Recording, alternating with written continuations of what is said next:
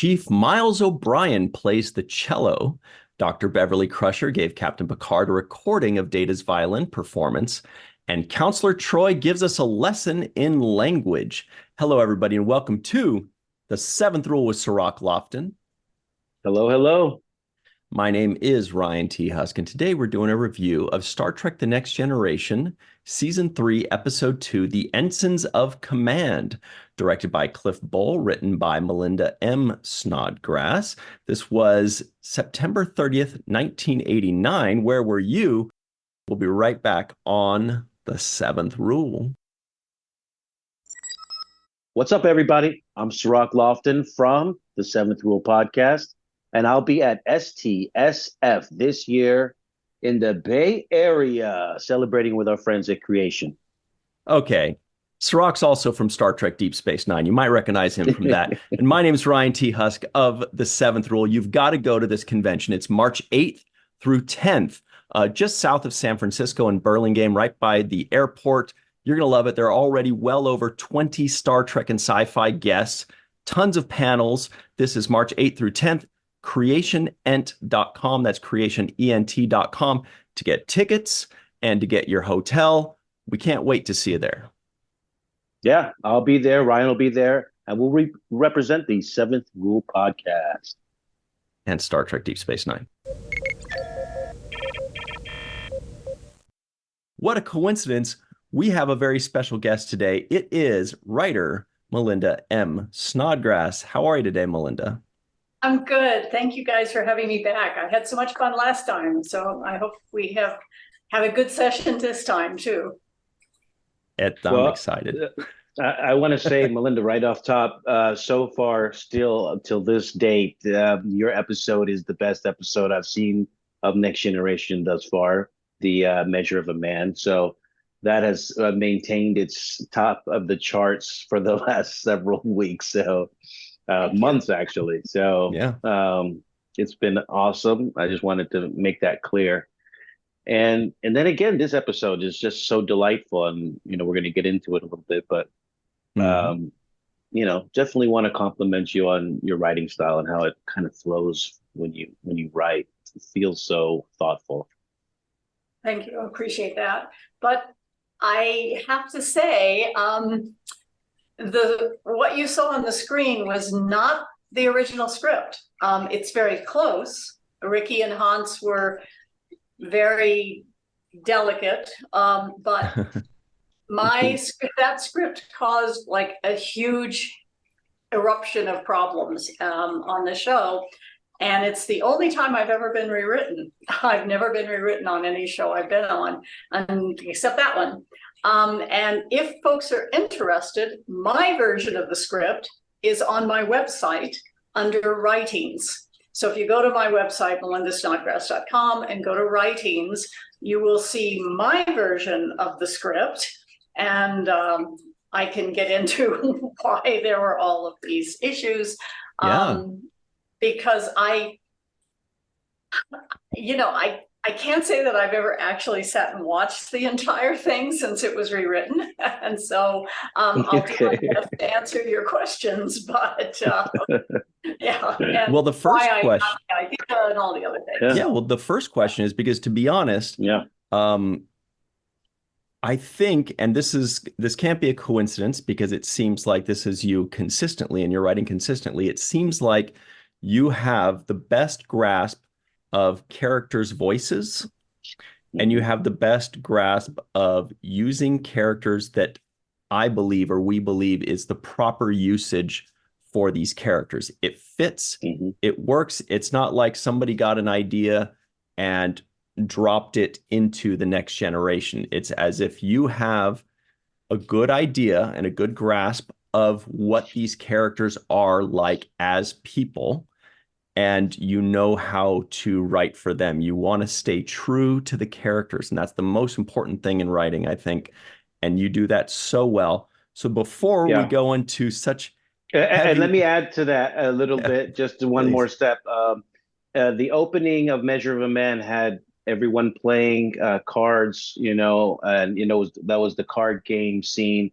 and it gave us a day in the life of Yep. the crew. It made us feel like, oh, this is something non-war related or, science experiment related. This is just guys hanging out. This is what they do on their off downtime. And again, you started us off in this episode, and I wanted just to mention with the music and the violin and the cello and Mozart, again giving us a slice in the life of this crew, and that's another pleasant. I hope that it's credit to you now because we're going to Exactly. get into that, but it's another pleasant entryway. Okay. Yeah. So that's it's another just window into the day in the life of the Starfleet crew, and I love the way you introduce the episode that way. It just makes me feel like, oh, I'm along for the ride, and I'm seeing this friendship, kind of budding friendship between them, the camaraderie. So let me just make that point too. Right. Well, some of it is my love of, I grew up on the original show, and some of my fondest memories from childhood are the scenes in the rec room when Uhuru is singing and Spock is playing the harp, and Kirk was playing chess, or those moments of them just being people, pardon me, and having a life. Yeah. And I wanted to bring that forward. I wanted to have a sense that I'm so sorry. Not at all. So, and I wanted to have a sense of the people, so, and what they do when they're not on duty. So, and then that was a bit of a callback to those original Trek moments that I think a lot of us really treasure and cherish. So, definitely. Absolutely. So, before we heap too much praise onto you, we would love to know yeah, what can we attribute to you before we heap too much praise onto any specific details. Can you tell us what was actually changed, what we saw that was not you? Well, the major thing that happened is I'm going to mention someone who's the forgotten man of Trek, Michael Wagner. He was actually the showrunner for 6 weeks. And he's sort of gotten written out of the history. Michael was a lovely man, brilliant writer, and just, loved science, loved space. And he had been hired to replace Morris Hurley, and Michael and I became very, very close. He was just terrific and another very fine mentor for me. And what happened is that Michael was supposed to write the opening episode of season 3. And he was getting up to speed, and it's a lot of work being a showrunner. And it ended up that I finished Ensigns of Command before Michael was done with his script. And so then Michael was like, well, okay, we'll just have your script go first. Well, everybody was coming back, and Gene wanted to have a meeting with me about the outline. And what I wanted, what was sort of the genesis of the idea? I wanted to see, I always had this idea of doing a triptych about Data. The first one is he a person or property? The second one is Ensigns, which is he learns that command is something ephemeral, that it's not logical, that it has to do a lot with, who's the biggest, meanest, toughest guy who can force people to listen. And he has to find it in himself to logically reach the conclusion that he has to, bump chests with this other man, and so that's what I wanted to explore. And then the other idea I was thinking about was the movie Shane, which has this wonderful thing of the stranger who comes to town, and the woman falls in love with him because he's so different, he's so unique. So, and then of course he leaves because that's Shane, and I wanted that quality. And so I'm in a meeting with Gene, and we're going over the outline, and Gene says, well, Data is fully functional in every way. So, let them F word. And yeah. Let them be free. Let them be free. Yeah, let them. Yeah, star K. Yes. I went, okay. I had not planned on that. It was more just she was going to have a crush on him. But so I went back upstairs to my office and I walked into Ricky and Hans's office and I started tearing my hair out. And I said, okay, how do I get a logical robot to go to bed with this woman? And so when you read my script, you will see how I did that. Each logical step as he analyzes the situation. Well, that's, everybody freaked out. And Brent thought I was making Data emotional. I wasn't. Again, go look at my script, you'll see. And there was like this huge blow up over the script. And as a result of that, Michael Wagner quit. He walked off the show. Wow. Wow. He said, it was very kind of him. We lost Michael to a brain tumor. A few years later, he died at a very young age. In 1992.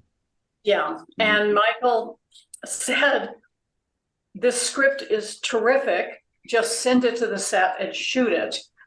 And everybody was, having hysterics. And so as a result, he just said, I can't deal with this. And he walked off the show. He quit.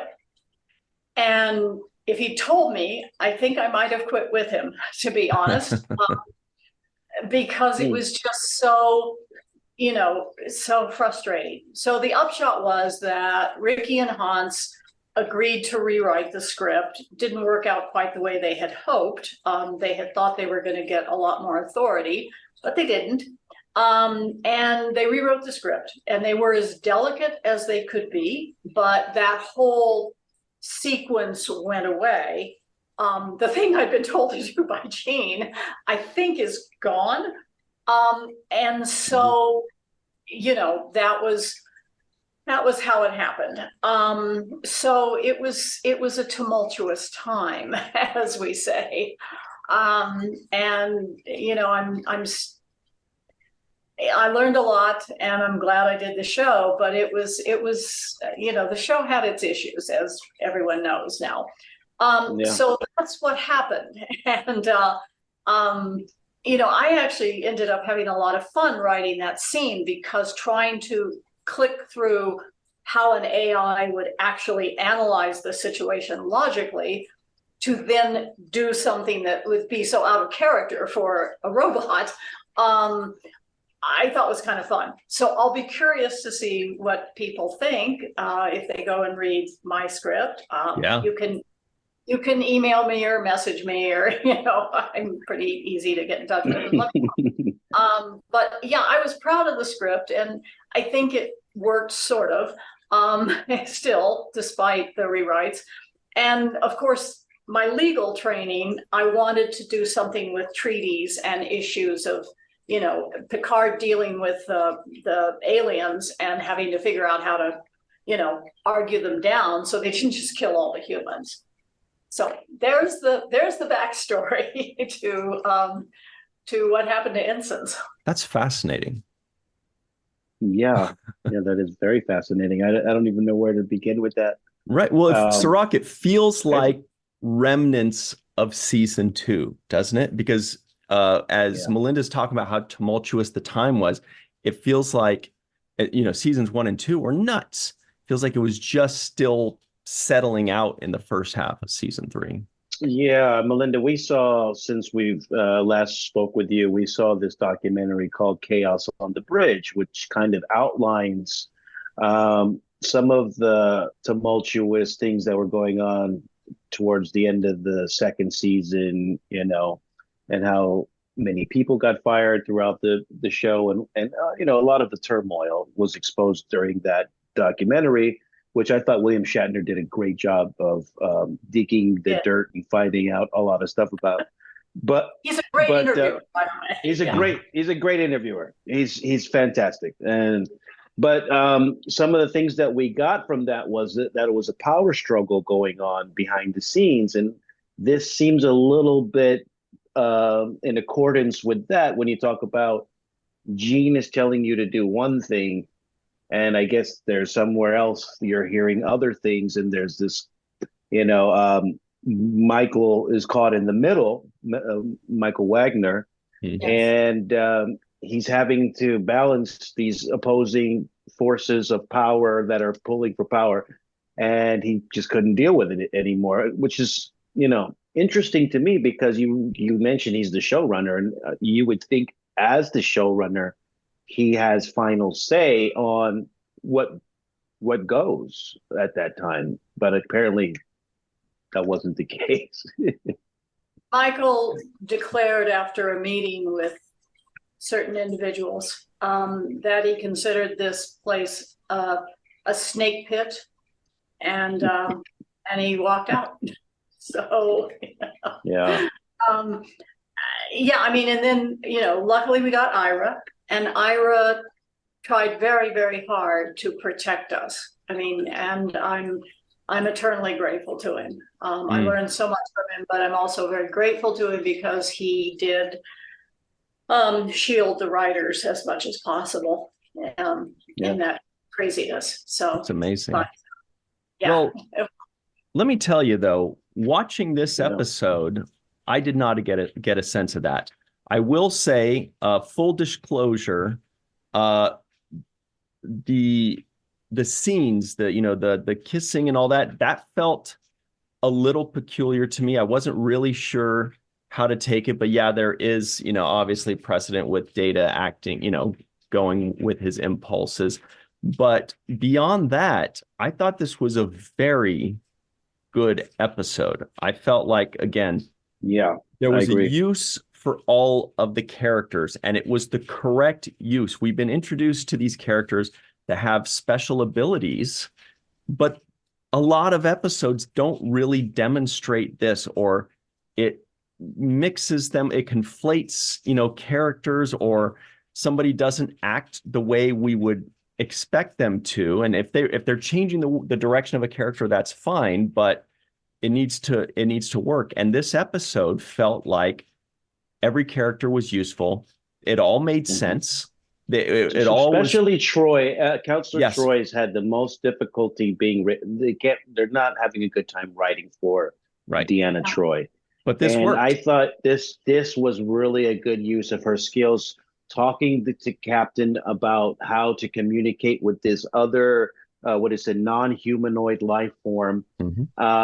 So I thought that was just perfect use. And then her not having the telepathic ability to read these particular life form, but you have to use other kinds of metrics in order to engage with them. Basically, the letter of the law, which is, one of the themes in this episode. So yeah, I thought you used the characters exceptionally well, Melinda. I thought it was just Picard was done well. Riker just kind of overseeing things and checking in on things.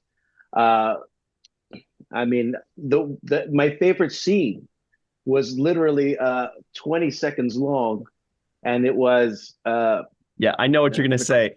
It's gonna be what it is, splendid, right? Splendid. Is that the one? I knew it. It's Picard walks into the transporter room and says, something like, "How's everything going here?" And Geordi says, "Not as good as you expect." It's like it's not working. Splendid. Carry on. That's good. And then Wesley says, "This guy wants us to do the impossible," and he's like, "Yeah, well, that's the captain." That scene was so quick. It was like 15, 20 seconds, but it was so good. And, that's the kind of writing that you do. I find myself writing down your words. And that to me is another sign of good writing. And so when I'm actually writing down the words, I'm not saying what I think about something or taking notes, oh, nice dress or good hat or nice background. I'm actually writing the words that you wrote. I'm rewriting the words that you wrote. And I think that to me is, when I find myself doing that, for example, I'll give you an example. Excessive honesty can be disastrous, particularly in a commander. I thought that was just great advice that he was giving to Data. And then he says, knowing your limitations is one thing. Advertising them to a crew can damage your credibility as a leader. Another well-written kind of make you think about the lines of where to cross and where not to cross as in a leadership position. Something you referred to earlier about writing the story to express the levels of command and Data's thought process. No, thank you. That's really kind of you. I mean, it's funny because there used to be a running joke on the show that, okay, what word is Melinda going to put in a script that's going to send the viewers to their dictionary this time? You know, they hired a prose writer and a former lawyer, so they should have known what they were. Yeah, you know, I love words. I mean, words to me are magical. I mean, finding and discovering a new word is like, you know, catnip for me. And so, you know, I had fun with that. And when you've got good actors, and I always felt like, you know, Troy in particular, and to some degree, Crusher, there just wasn't, they didn't know how to dig into the women in a really good way. And, you know, I found that very frustrating as the only woman writer on the show. It was like, we need to do more with these characters other than Troy. You know, everybody's nurturing and, you know, they were sort of stereotypical women in a nurturing role rather than being officers on a military vessel. And, you know, and I know Gene would, you know, rise up from the grave and go, it wasn't a military ship, you know, but it looked like a military ship. So, yeah, I like to try to give them more than what they normally got to work with, you know. Mm-hmm. Did you feel, Melinda, along those lines that, did you without throwing stones, did you feel as though some of the characters, and you kind of touched on it a bit, were being underutilized or misutilized? And did that kind of, just to add to what you were saying, did that kind of give you almost a mission to highlight their, you know, what they could do, their talents, their abilities, or their ceilings, what they could be, what they could attain? Yeah, I mean, absolutely. I mean, you know, in particular, I mean, Riker, you know, Riker is a classic example. I mean, that's why I was so happy when my Navy buddy suggested, you know, told me that the first officer always prosecutes. It gave Riker something to do, you know, other than be admiring of Picard, you know, and refusing his own command, which always struck me as insane. I mean, there's no naval officer who wouldn't, you know, crawl over broken glass to be in command of his own ship. And so, you know, that was hard to work around. But, you know, you understand it because you're balancing the fact the actor wants to keep working. You know, you don't want to write him out of the show. And you know, I love Jonathan. He's a fabulous human being. And to some degree, Geordi, I mean, you know, he was stuck with a lot of technobabble. And so that to me was a waste of a very fine actor. You know, give them something more. And then, of course, the women, and in particular, Troy, because, you know, nobody knew how to, if she was truly telepathic, then you don't have any drama, because if she can tell you exactly what they're thinking, you know, you've got a problem. And so she ended up with this kind of everybody was mocking it because it was like, I sense they're upset, you know, well, yeah, they're shooting at us. We and I just thought that was unfortunate. I'll tell another tale out of school. What the heck? There was one particular episode. I don't remember what the actual title was. We called it I think we called it Hot Fudge Troy, but I can't remember. Sure. And it was the one where the rich guy is trying to monetize a wormhole in space, blah, blah, blah. And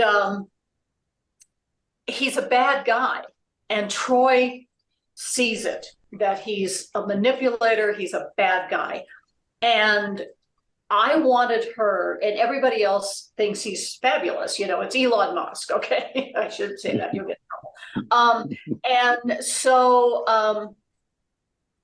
I wanted Troy, she pushes deliberately, because she's a trained psychologist, she pushes his buttons until he blows up at her.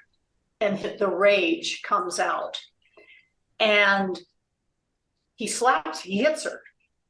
And all the men lost their mind when I suggested this. And I said, she's doing it deliberately because she's proving to the rest of the people, this is a bad guy and we need to back off. And she's using her skills to do it. And it doesn't make her weak, it makes her strong. Yeah. And they were like, no, you can't do that. So we weren't able to do that.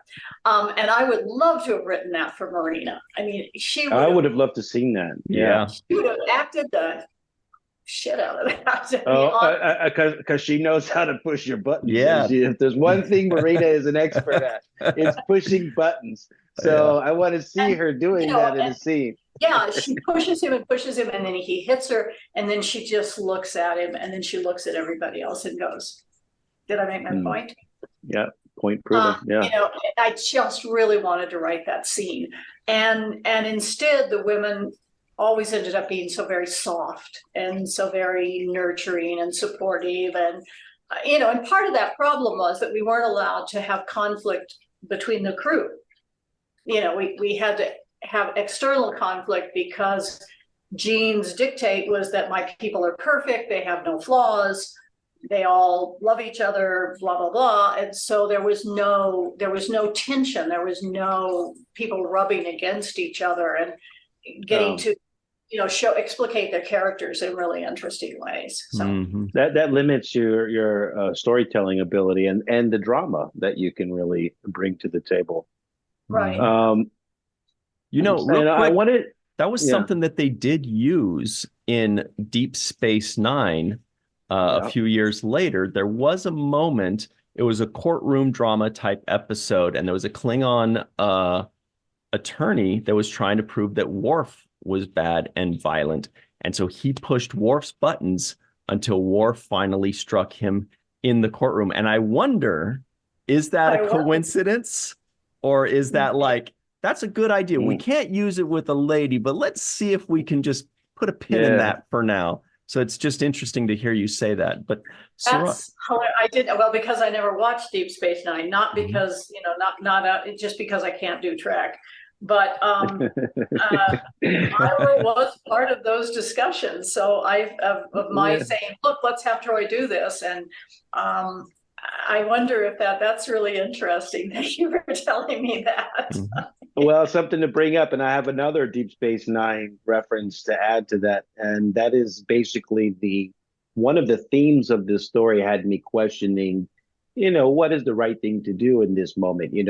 Do the colonists have a right to be there and assert their, them being there, or so I was trying to see, find myself in if I was the jury or judge trying to looking over this case to see, who is right. Obviously, the guy who plays the villain or the colonist villain in this episode, he plays it in a way where you can't even side with him because he looks like the mean, the bad guy in the movie. So it's hard to gain, favor with him, which would be good because I would like to hear him more from the point of view of maybe I can agree with him, maybe he's agreeable. But he didn't play it that way. But nonetheless, the idea of whether people should surrender to an imminent defeat has been recycled in Deep Space Nine when the Federation was facing the Dominion. One of our characters, I believe it was Dr. Bashir, if I'm not mistaken, but was making the calculations that it would be impossible to, it was Dr. Bashir with some other artificially intelligent kind of hybrid beings and friends, yes, making the calculation that they were facing insurmountable odds against the Dominion and the Jem'Hadar, and that they must and should surrender based on all the calculations. There was no possibility of winning. And that theme seemed to be one of the undercurrents of this episode, was that these colonists were facing insurmountable odds. Again, an AI, in data is the one that's giving them this information. So it seems like almost exactly like the Deep Space Nine kind of episode that I'm talking about. But unlike this episode, in Deep Space Nine, Sisko decided, or it was the decision of them to continue to fight and face those insurmountable odds, which is different, an ending that is different than this episode. Obviously, the colonists realize they're going to be defeated and there's no point in resistance. But similar parallels in those themes. I wanted to ask you, Melinda, you mentioned the legal aspect. The law, it's not a law, it's a treaty, Picard says. Is that something that actually has significance in the real world? Because it made me think, what is the law versus a treaty? I mean, I thought you have to respect a treaty almost like a law. You do. I mean, I think I was having Picard, pushing back hard, but I mean, that's why I argued with Gene when he told me there were no lawyers in the 24th century. And I it didn't make any sense because, you have conflict of laws issue, you have contracts, you have family law, you have child custody cases, and you have treaties. And, that's all hashed out by diplomats and lawyers, So, yes, I was fudging a little bit there because, Picard is desperately trying to find a way to stall them long enough to let Data hopefully get them to agree to leave. And so he was buying for time, making arguments, but, when he finally finds the right, the right key to unlock it with these people that are these creatures that are so legalistic, I wanted it because he's trying a lot of different things that don't work because you don't want characters to just, that's always been the problem with heroes is you want them to fail and then, try again and succeed. If they just succeed all the time, it's not very interesting. Right. It doesn't tell us anything about how humans rise up against adversity. Right. Adapting and problem solving. It did show us a problem solving skill set that the captain had. He delegates Data because Data, you're immune to this hypertonic radiation, I think it was called, hyperonic. Because Data was an android, he was able to go and be the away team. That was a delegation immediately done by Picard. And then he starts to go through council with Riker, council with Geordi about fixing transporters and figuring out a way to get through the radiation block and transporting. These are all signs of leadership. I thought that you use Picard also in his best way. Very well. I think that you're showing his leadership. He's delegating. He gave Riker a certain assignment of looking after things, and he was engaged with Troy about how to deal with these alien, the Sheliak. And so, you mentioned not having seen the episode because I really wanted to ask you if you were pleased with the way the Sheliak visually came out, or did you have what was the written kind of description of what the Sheliak would be? That actually was pretty much what I wanted. I didn't want anything that, where it was, I wanted it to be weird and very inhuman. And I can't remember exactly what I wrote, but I thought that worked. I thought that worked quite well. That I was pleased with how they, the creative, decisions that went behind that. I really liked it. And, back on Picard being, what I wanted was, again, that echoing. You've got Data struggling to command, and you've got Picard who does it so effortlessly. And, so that there was something happening that was echoing each other, in the story. I mean, that's why I love to write so much, is that it's those moments of pulling threads and making them echo and speak and have a conversation with themselves, with each other, that I truly enjoy. I mean, I think is one reason, I'll talk about a different show, but why I thought the second season and the ending of Loki was so brilliant and so perfect, because you could see it from season one. It was all there. All the foreshadowing was there. And I love that kind of thing. And, when you get an opportunity to do it, and this was a script where I could have, the juxtaposition of Picard and Data as Data struggles, to figure out how to do this. Can you go elaborating a little bit on the third part? You mentioned Measure of a Man was about Data's rights as an android, whether he was have this kind of civil rights, and then this Ensign of Command was, about him learning commanding and what it takes to be somebody who leads well. What was the third part of that? I never got to write it. I always wanted to write this. I wanted to write the episode, and they sort of let some of it. I wanted to write an episode where Data has to premeditate and commit murder. Wow. Against all of his programming, and how he would get there. For a good cause. I mean, it's like some people just need to die. Very good. Yeah. I really wanted to write that episode, and I never got a chance. A small part of that was sort of hinted at in The Most Toys, that was written by a young intern. They hinted at it at the end of that episode, but it wasn't what I really wanted to do. So, Sherry Goodharts wrote that one, it sounds like. Melinda, I know you got to run in just a second here, but before you do, there was one question I had, and feel free to say no. But this theme, this idea of, if to me, when in that first half, it felt a little bit like Greek mythology or an old fable of a leader that led his people to death by refusing to leave a home. Was there it just felt like there was some kind of theme, in some kind of historical story. Was there anything that you got that from, or did it just come up organically?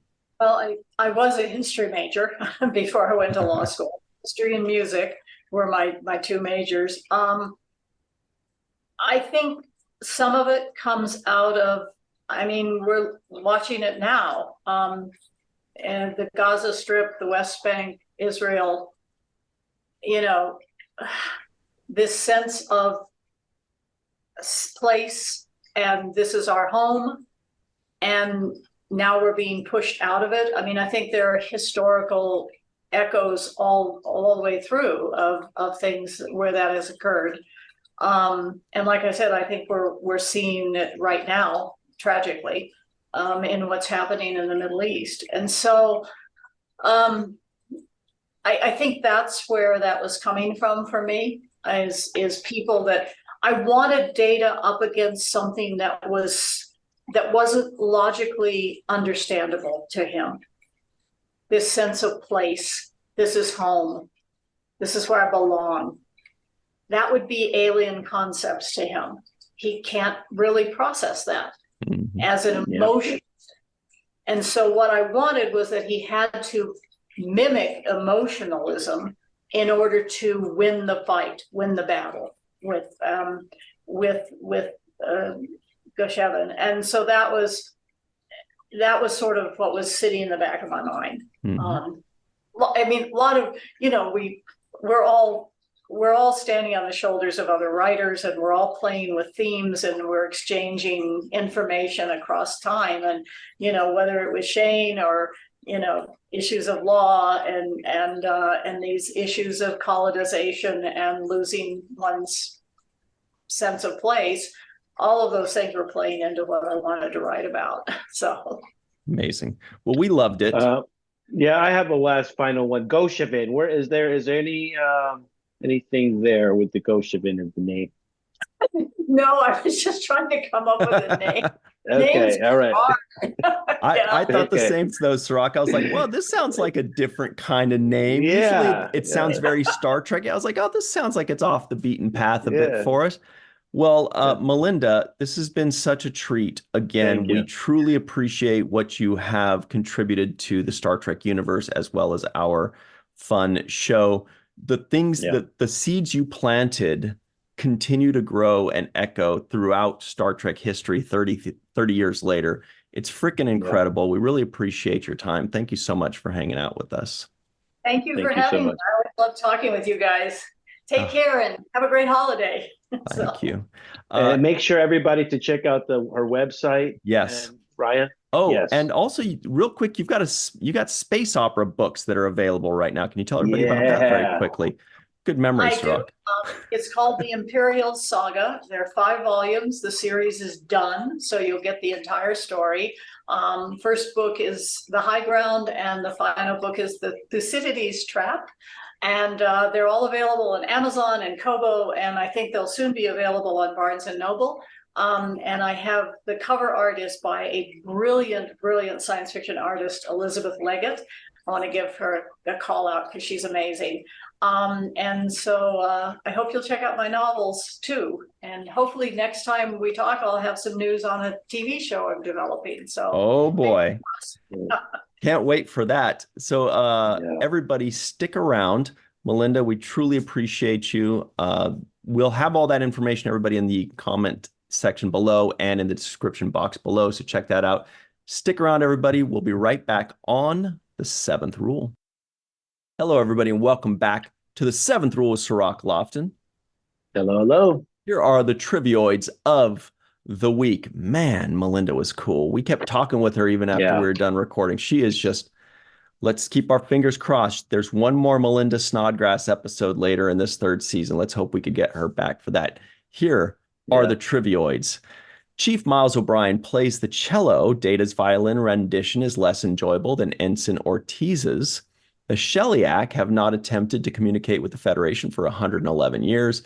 There are humans on the 5th planet of Tau Cygna. The colony ship Artemis was launched 92 years ago. Data doesn't have to answer a million questions, doesn't have time to answer a million questions. That was funny.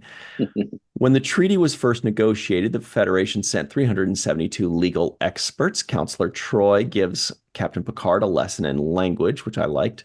Dr. Beverly Crusher gave Captain Picard a recording of Data's violin performance, which was super sweet. Commander Data has learned to be creative when necessary. Just in those trivioids, Cirroc, how many moments? There were funny moments. There were caring moments that remember when Picard and Beverly walked out on the recital, Data made a face like, oh, he felt like rejected or looked rejected. And so it was really sweet for Picard to say that he wanted to hear the recital so much that Beverly gave him a recording of it. So he wasn't just there, to show up and be like, oh, sorry, I couldn't make it. I had to go do work stuff. He actually was supporting his friend, which is a beautiful moment.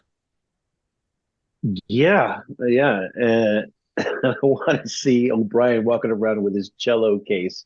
Yes. We've never seen that before, have we? No, we haven't seen it before, but I forgot. I want to see it after I saw this episode. I was thinking, oh, he's a musician too. He never busted that out on Deep Space Nine. I don't think it's ever again. Maybe it is, but I don't remember that. But I did like that. I thought it was cool. A little music, especially they brought in the Mozart. That was nice. Mm-hmm. And Melinda tells us she's was a music major as well as a history major. So she's got so many tools in her tool bag to layer a script with, right? She's got the music, the history, she's got the law background. So she brings all of this into the script when you see it, because it's rich with, musical references, cultural references, historical references.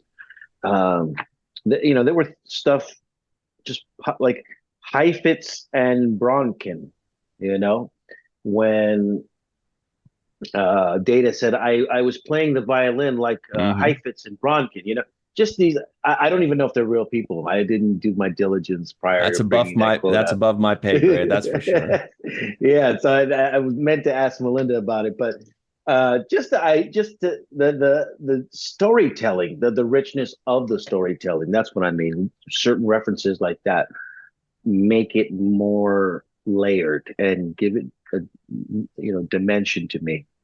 And did you notice, I know we kind of Yeah. harped on this a lot with Melinda, but it wasn't just lip service. I felt like she allowed the characters to reach the potential that we envisioned for them. Suddenly, Picard is likable in my eyes. I'm like, this Yeah. is Captain Picard. He's fun, he's interesting, he's caring, he's stern when he has to be, he's resolute. He's funny, splendid. Keep me posted. Yes. Hilarious. Yes. And That was then perfect. so there was humor. Troy is being used properly. Data is being used properly. I was like, look, how many times, Cirroc, have you and I thought, hey, there's a dangerous planet. Why are you sending all these people? Just send data. That's what they did. They finally did the obvious. You've got an android. Send him. He's fine. He doesn't need Riker there and Worf there. He'll be fine. He'll go down there. He'll handle it. Riker's handling the bridge. When Riker and Picard and Troy are discussing things, Worf has the bridge. Geordi has Chief O'Brien. Geordi has Wes. They're working together on something. I'm like, It made sense. It was all proper perfect. use of everything. It's perfect use. Speaking of the Geordi stuff, I thought the Geordi stuff was amazing. There was a scene with him in the conference room giving update to Picard. Riker's there with Troy and O'Brien standing next to him. O'Brien has no lines in this, but it was just so good to see him. Yes, it was. And then Geordi says, "Yeah, but that's a yes, sir." Right? He's about to tell him it's impossible. You can't do that. But then he stops himself and said, and the look, I rewound it a few times because I wanted to see O'Brien's look. He has no lines, so he has to just use his facials to kind of steal the scenes that he's in. And so in that moment, he does this kind of look over at Geordi, like, you're not going to say it, are you? Like that this is impossible, right? And Geordi kind of senses O'Brien staring at him like, I want to see if you're going to do it. And instead says, yes, sir. Mm-hmm. And I thought that was just another small scene, but I thought it was great. I enjoyed it. It was rich with what we expect out of the engineer, which is to make an impossible to reality, right? Mm-hmm. Isn't that what we expected when you saw the original series with Scotty, right? He's like, whatever it was, he had to find a way. I need more power. I need more shields. I need more this, whatever it was. He'd figure a way out, even though it was kind of impossible. And I thought that was an attribute that was being designated to Geordi in this moment. Like, no matter how impossible it is, I still have faith in you to get it done. And even Geordi at the end says, we can do it, sir. It'll just take 15 years, but we can. But he gave the answer. Right. He's like, give me the solution. And that's all you can ask for. Here's the solution. And it's up to you to decide if it's worth doing it. But don't say it's impossible, it can't be done. Just tell me how it can be done. Even if it's 15,000 years it'll take. That's the answer then. Let me decide if that's going to work for us or not. But I want to call him Meanie, call him no scenes off Meanie, because he didn't have any lines. You're right. He didn't have any lines, but he still gave like a look. I'm going to be watching for that. That's a good catch, Cirroc. And I want to see all the scenes where he doesn't have a line or he's just doing his one thing. And he's still going to be doing his little side eyes. He's going to be doing his little whoa kind of stuff. He does. He gives you the facials. And in that scene, he gave me the facial like you're going to talk to the captain like that? And sure enough, he wasn't going to talk to the captain like that. But I love the way O'Brien sold it. O'Brien even sold the cello when the camera pans over to him on the cello. He kind of does a little look at me, I'm on the cello move. So, with no lines, right? Again, with no lines. But I was watching his fingering too, and he was actually like this. He was doing Exactly. it wasn't perfect, but I was like, I wonder if he actually has taken some cello lessons, because he was still doing it, like, for example, some people, like, no offense, God love him, Patrick Stewart, when he's pretending to play the flute, it does not look like he's playing the flute. But some people can fake it And some people actually have music knowledge enough Yeah. to where they can fake it well. And Colum, I was like, okay, Yeah. at least was moving at the right times, you know. Yeah, he sold me for his close up or his pan through. I believed it. Um, did you catch the Nam? No. Because I don't know if this is a Nam because I don't know if they've appeared before. But Oh, Ensign uh, Ortiz. That's the only one I got. yeah, you But I did don't catch it. know. You did I don't catch know it. who. I don't know if. Yeah, same as you. I don't know if we see Ensign Ortiz. We'll have to check that out. We'll have to ask the Yeah, pals. no, you did catch it then. Yeah, that was it. I was cool with this Sheliak and their non-humanoid life form. I'm glad Melinda kind of said that it was worked for her. It worked for me too.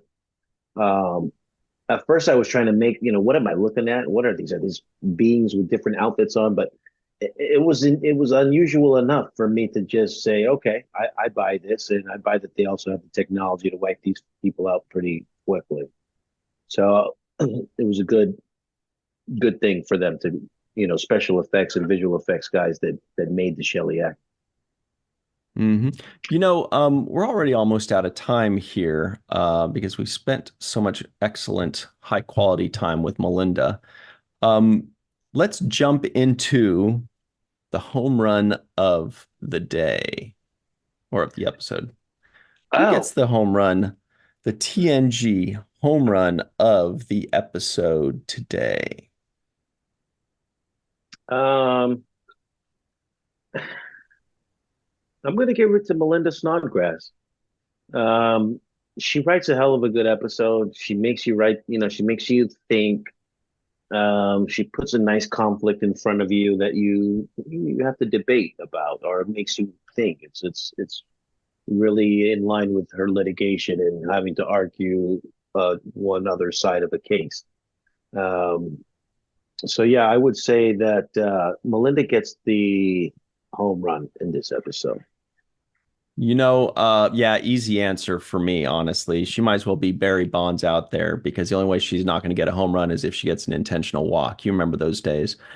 And so, yes, very easy home run of the day for her because she reaches the potential for the characters that we all envision or we all hope for.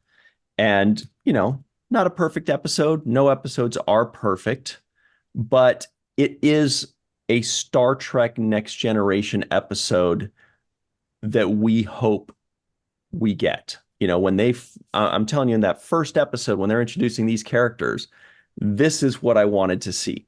Whether they're Yeah, saving a colony or whether it's a courtroom drama or whether they're fighting the Borg or whether they're talking with Klingons, whatever it is, these are how the characters are supposed to interact. These are how the characters are supposed to be used. And then you can just put it in any storyline you want, but this is the mold, I think, for the characters, and I'm very happy about that. yeah, me too. Also very happy about a few of our pals that we'd like to thank. And Over. yep. And their names are Homer Frizzell, Dr. Anne-Marie Segal, Eve England out in Wales, Yvette Blackmon-Tom, TJ Jackson-Bey out in Missouri, Bill Victor Arucan, Arucan. Titus Mohler, Dr. Mohamed Noor, Tierney C. Dieckmann, Anna Post, Anil O. Polat, Justine Norton-Kertson, Joe Balsarotti, Mike Gu, Dequeue, Dr. Stephanie Baker, Carrie Schwent, Faith Howell, Edward Foltz, My Live from Tokyo, Chris McGee, Justin Weir, Jake Barrett, Jane Jorgensen, Henry Unger, Allyson Leach-Heid, Julie Manisfee, Marsha Classic Schreier, Greg K. Wickstrom, Jed Thompson, Glenn Iverson, Dave Gregory, Grandpa One, aka Tim Baum, Dr. Susan V. Gruner, and of course, Mr. Jason Okun. Thanks very much, everybody. Stick around. We have got that there free-for-all up next. See you Yeah. soon. We'll be right back on The Seventh Rule. Hello, everybody. Welcome back to The Seventh Rule. This is the free-for-all with Melissa Longo. Hello there. Jason M. Okun. We got Allyson Leach-Heid, Carrie Schwent, Greg Kenzo, got TJ Jackson-Bey out in Missouri, Chris McGee, the Dark Lord, and of course, Eve England out in Wales. So, here's the fun part. First things first, Jake Sisko guesses the IMDb score. I'm going to give it a 7-7. 7-7. Anybody else have any guesses? 7-6. 8.1. Ooh. I loved. Wow, pretty high. High guesses. The correct answer is on IMDb, the voters and the note takers gave it a 7.4. That's not enough. Did somebody get it right? No. Oh, Allyson, you went like this. I thought you got that. 7.4. You guys were all very close. No, I was though. just worried they were going to make it lower. Yeah, me too. Deserves a good score for sure. All right. Also, non-appearance mentions. Cirroc and I were talking about Ensign Ortiz, but do we see Ensign Ortiz at any point in the show? That looks like a no. There's a lot of frowny faces. Oh. Bummer. I'd like to meet him or her. All right. So, speaking of somebody that everybody wants to meet, Melissa Longo, will you please start us off on the right track? What did you think of this episode? Really liked this episode a lot, actually. I'm finding that I really like Melinda Snodgrass episodes. They seem to have really high stakes overall, and there usually is some deeper meaning to them. Like this one showed humans being really resistant to change, and if a hurricane is a coming, or a tornado is a coming, or intergalactic warlord aliens are a coming, evacuate, because we want you here and not your houses that are probably going to get destroyed anyway. So I like this episode. I love seeing Data's journey, learning how to become human. He reminds me of Pinocchio. Mm-hmm. And it's really pretty awesome, that journey. I liked Picard in this episode a lot. I liked his dealings with the Sheliak, and I liked his scene with him and Troy, and I love the exploration of cultures and language and all of that stuff. It's one of my favorite things about Star Trek. Also, Chief O'Brien playing the cello, so awesome. Colin Meaney actually plays the cello in real life and Nice. is No a way. pretty accomplished musician. So I thought that was pretty rad. But overall, this was a pretty great episode. Excellent. Thanks very much, Melissa. Yes, Cirroc and I were talking about it. I was like, the way he was moving his fingers seemed like he knows how to play the cello, because we've seen Picard pretending like he's playing the flute, and it does not look like he's playing the flute. Jason Okun, who is also the accomplished pianist, what did you think of this particular episode? Absolutely a pianist, and nothing else. Overall, I absolutely like this episode. It really is, to me, quintessential third season Next Generation, or the beginning of the shows we're going to see. Obviously, there's Melinda Snodgrass's fingerprints all over the script. You have a Data story, you have a legal piece, you have an A story and a B story. It's a Data episode, and this is something that we didn't often see in the first and the second season. You can certainly see whose episode it is, what it is about. You have personal stories. You have characters behaving like real people, and this is something that we're going to see going forward, and that's what separates the later seasons of Next Gen from the first two for the most part. It's just a wonderful, perhaps quiet episode, if you will. It doesn't have galaxy ending stakes, and perhaps maybe that's why the rating overall is so low, but it doesn't matter. It's a wonderful show to watch. There are things, obviously, in anything that you can nitpick, and we can talk about some of that later. But overall, it's just a wonderful hour to spend. The Data story is tremendous. It's acted very well. And frankly, it's probably one of Cliff Bowles' better efforts. Great stuff. Thanks very much, Jason Okun. TJ Jackson-Bey is out in Missouri. He's got a bunch of umbrellas above him or something like that. What'd you think of this episode?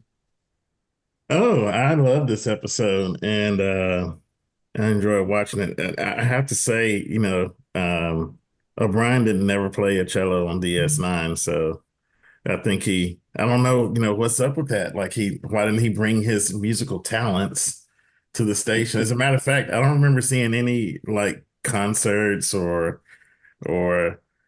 classical music expositions on DS9. I guess they left all that on the Enterprise. I don't know.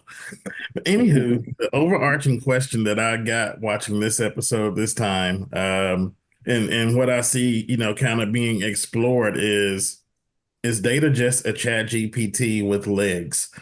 And and I really enjoy, the way that they explore that from the very beginning. He believes that he says, hey, come to the other show where you can listen to something besides just a machine playing this music, because you'll like that better. And he's kind of told, hey, we want to hear you, like, we like you too. You're more than just a machine to us. And then he goes to this planet, and the leader there is reinforcing that belief. Hey, you're just a machine. We're not going to listen to you. You mean nothing to us. And just, completely disregards him. But there's like one person that does believe in him and tells him, hey, if you accept that limitation, you'll start believing it. It really will limit you, if you believe you're just a machine. And so, watching him go through that, back and forth struggle, am I just a machine, or, can I do something different? Can I create on my own? And that wraps up when he's talking to Picard in the office later about, how he combined the violin performances. He's like, I guess I can be creative. So, I thought watching that journey in this episode and, throughout the series is really refreshing. I think that's something that a lot of people can relate to. I mean, really, we talk about as people, do we have a fate? Are we like, just a victim of, who and when and where we are? And, it could be argued that we're machines of a different kind and all of those things. And, are we just like the chemical reactions that go on in our brain? Or do we also have creative capacity? And I think we'd all say we do. And we say that for Data too. So really enjoy watching that and reflecting on those, super deep themes.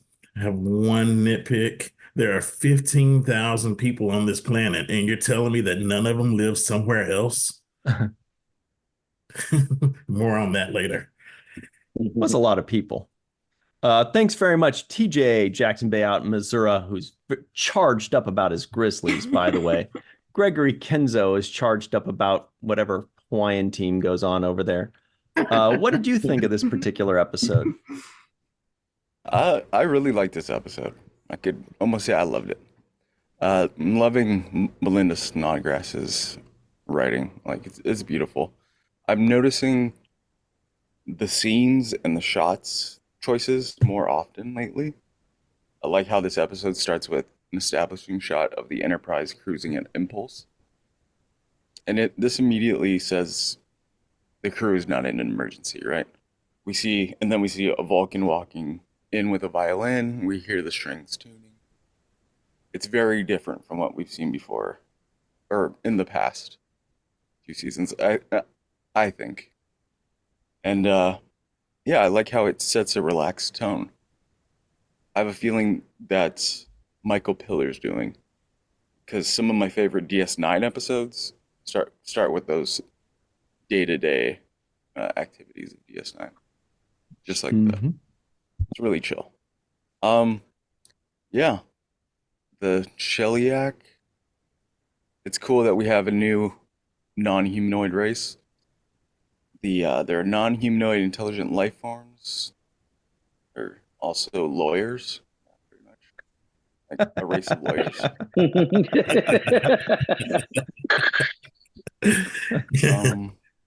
me see.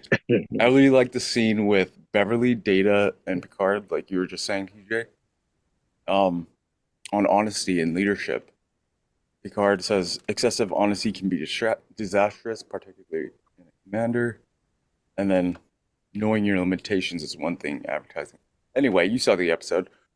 What I'm trying to say is that, I mean, of course, this whole episode was about leadership, but it does a really good job of highlighting the great points of leadership, and teaching its audience in an interesting manner. I also have to say, O'Brien is my spirit animal. I've said this for a long time because I love seeing the future chief of DS9, Mr. Miles O'Brien, showcasing that you can be a techie or a tinkerer, as the attendant would call it, and also a musician or an artist, if you classify music as art, which I do. Yeah. I also see treaty disputes. Let me just get to the philosophy of this episode. I didn't have a specific line for it, but I think it's because it's demonstrated in so many of its scenes. The ins and outs of leadership, tactful negotiation and debate, unwavering hope in the face of an impossible situation, but at the same time having the wits to know when you're outmatched and to accept an alternate solution. Yeah. It's kind of highlighted in Goshevin could have retreated with the Federation, gathered strength, then retaken the planet at a later date with greater forces, right? I mean, it's a tactful retreat, and there's no shame in that. But yeah. Leadership. Great stuff. Thanks very much, Greg Kenzo. We've got Carrie Schwent here as well. Cool background. What'd you think of this episode? Thank you. Yeah, there was this from one of the shots of the establishing shots of the colony with the mountain behind it, and then I've got a fun little feature on my photo editing software on my phone that kind of turns it into various artistic sort of styles. And I thought this one was pretty. But I love this episode. I love Data, and he's got so much in there, and I'll get to him in a minute, but there were a couple of things I wanted to point out. That Miles, yay, we love Miles, but he doesn't get, poor thing doesn't have any lines. You get one sort of audible sigh, but that's about it. Even Wesley is like a blink and you miss it, but he gets at least one super short line. But poor Miles, just that sigh just absolutely said everything. The robot sculptures that were in Artie's house, the two little metal dudes, absolutely looked like the Trade Federation battle droids from Star Wars. And this came out long before that, so I think George Lucas owes whoever created those sculptures some money, because they were clearly the inspiration, and I absolutely want one for my house and the place where my husband works, Epic. They have cool, crazy artwork like that all over the place. Wait a minute. I think I took a picture of that thing. They were so cute. I absolutely want one. Maybe I thought I did. I love the special droids. That's so cute as well. So cute. And also, I noticed that the Sheliak dude is the costume for Armus without all the black goo over top of it. And if my research online was accurate, it was also voiced by the same guy that did the voice for Armus, which I thought was very cool. And the audience chamber that Picard and Troy go to when he's sitting there under those funky lights. If you've ever seen the original Battlestar Galactica, Gaius Baltar has sort of a similar sort of audience chamber, and he's got his big old chair that he sits on. It was absolutely giving me those kind of vibes. But Data's so great, and he clearly does not skip core day. But the way he sat straight up after Artie revived him, he definitely does not skip core day. Him and Artie together were just so adorable.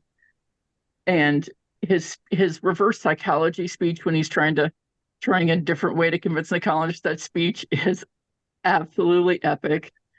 And thinking about that, I decided that for my limerick for the episode, what if instead of coming back later with the phaser and shooting some people, once the reverse psychology speech didn't work, what if he tried poetry instead? So here's what I came up with for that. I am trying to get this point across. The Sheliak are not to be crossed. This planet is theirs. They do not want to share. You did not know, so it is not your fault. Who knows? Maybe that could have convinced him, and then he wouldn't have had to shoot a few people to get a point across.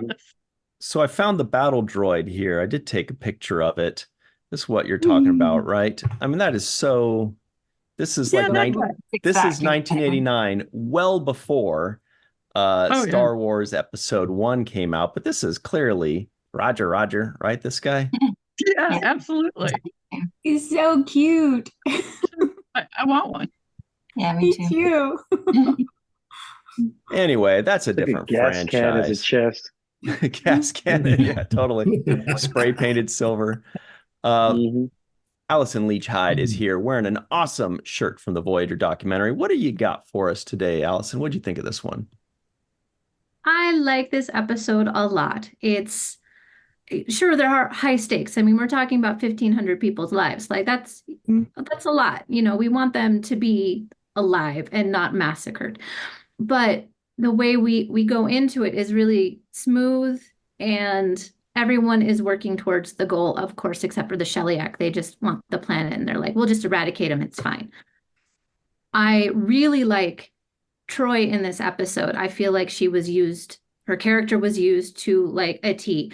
Like, this is why she's on this ship. She's here to be a cultural liaison. Like, okay, well, they're not humanoid, so they think completely differently than us. So, 300 and plus other people negotiated this contract. And what do we have?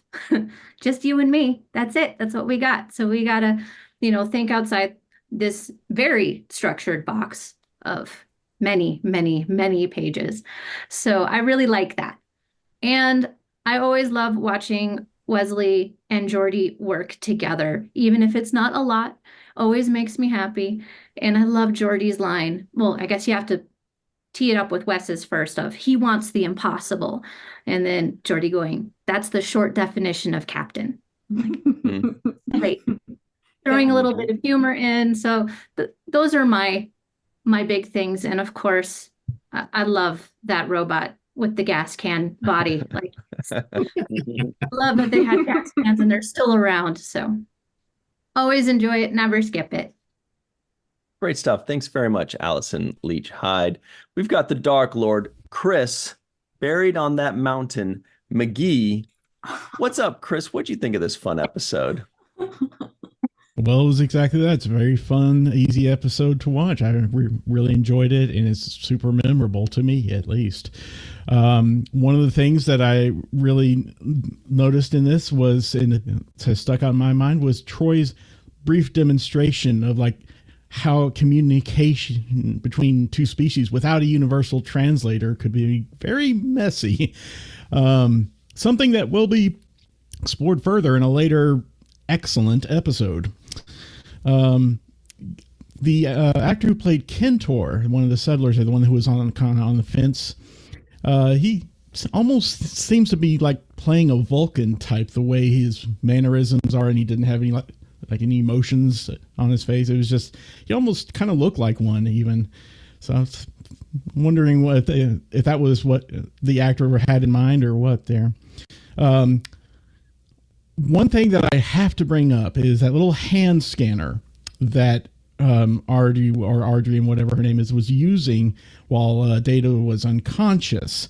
I had one of those when I was a kid, and it's actually a microphone that Realistic made, and I had one of these for a while. And so when it showed up on screen, I said, "That's my microphone! Oh my goodness!" Some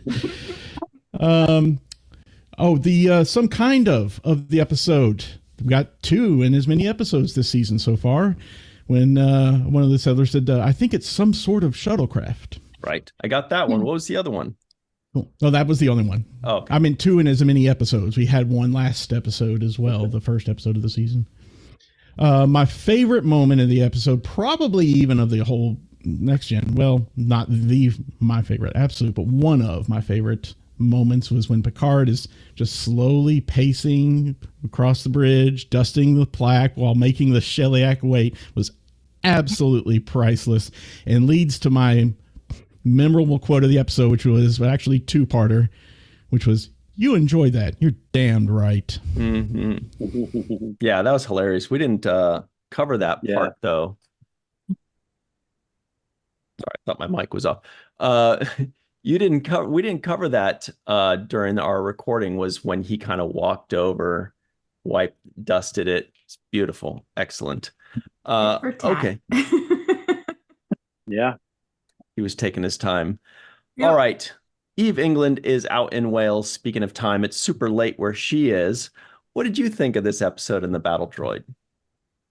Yeah, I mean, it's amazing how much better this is than what we have already seen. And you were all right to say that I had to keep going, because I can see the improvement is just, it's like nothing else in terms of what we've just been seeing. And I mean, I don't know about anyone else, but I just felt that aqueduct set just seemed so grand compared to what we've seen before. And it seemed like an unnecessarily large set. It was just so much detail in there. It looked like they'd gone to so much effort to get that sort of aqueduct system going. I just loved the colors of that. It seemed to me, and I was wondering whether they might have used some of the same set where that lady was living as well too. Was it the Pen Pals episode where Data had a friend with a young kid, and they had that sort of red kind of concrete, and I thought it was just really, and I just loved that episode as well. So I just loved the way that it all came together and how it looked. I also loved those aliens. I just thought they were just like something out of a Daft Punk video. I just loved the aesthetics of that. And I was like, oh my gosh, I just want the guy to start singing and doing some sort of DJing. I was quite tired when I watched this. So I wasn't sort of paying too much attention. I was just absorbing how beautiful it was to watch, and just how, like lots of you have said, how easy it was to watch. And it was just a really nice feel, had that lovely sort of wholesome romance with Data. And I just thought that was all super nice. And yeah, I just thought, I really enjoyed this, and I'm actually looking forward to next week. We did it, you guys. Eve is finally coming around. It only took like 50 episodes. I did still think God was a bit of an ass. So that's, I still need to be moving on to that the point. Sheliak? No. He was just giving them what they gave him. Yeah, and checking You for can dust. hang up on me. I can hang up on you too. Several times they hung up on her. Several times. That's true. It was their turn. Jake's final take. What do you got for us, Cirroc? Well, it's funny because Melissa mentioned Pinocchio, and I thought instantly that, Data is fully functional. So, DJ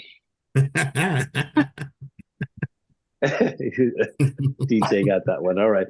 Wow.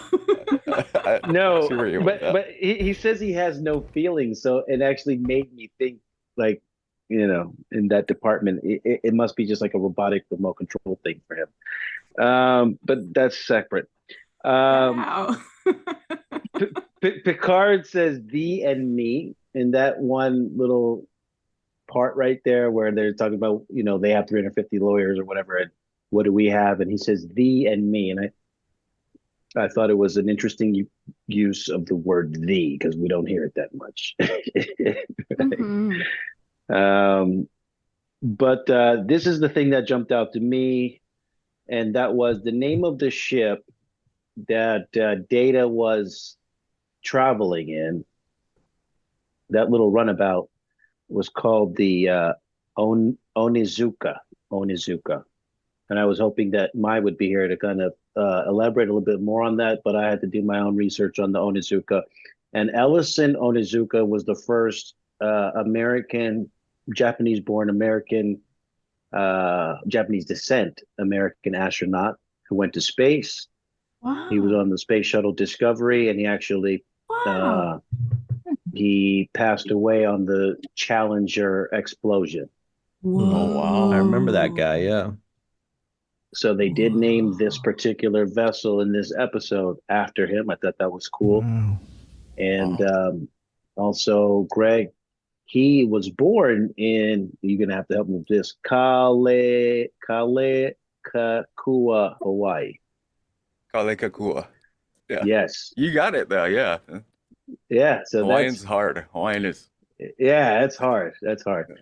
But that's a little bit of just like kind of a deep dive into the thought that they put into the naming of those little vessels that we see, and the camera passes by really quickly. But I like to see the names on those things because I know they come with some kind of background information. And this one was cool to see.